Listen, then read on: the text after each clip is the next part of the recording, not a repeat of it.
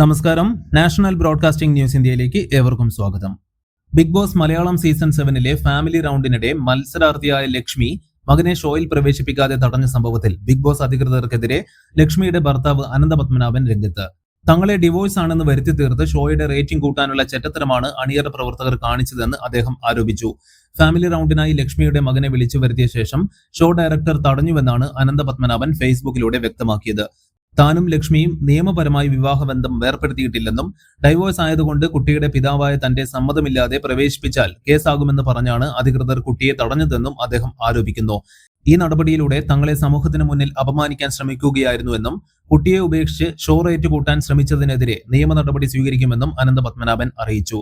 കൂടാതെ ഷോയിലെ മറ്റൊരു മത്സരാർത്ഥിയായ ഒനിലിന്റെ അമ്മ നടത്തിയ ചില പ്രസ്താവനകളെക്കുറിച്ചും അനന്തപത്മനാഭൻ രൂക്ഷമായ ഭാഷയിൽ പ്രതികരിച്ചു. ഈ വിഷയത്തിൽ ബിഗ് ബോസ് അധികൃതർ ഔദ്യോഗികമായി ഇതുവരെ പ്രതികരിച്ചിട്ടില്ല. സംഭവം സോഷ്യൽ മീഡിയയിൽ വലിയ ചർച്ചകൾക്ക് വഴിവെച്ചിരിക്കുകയാണ്.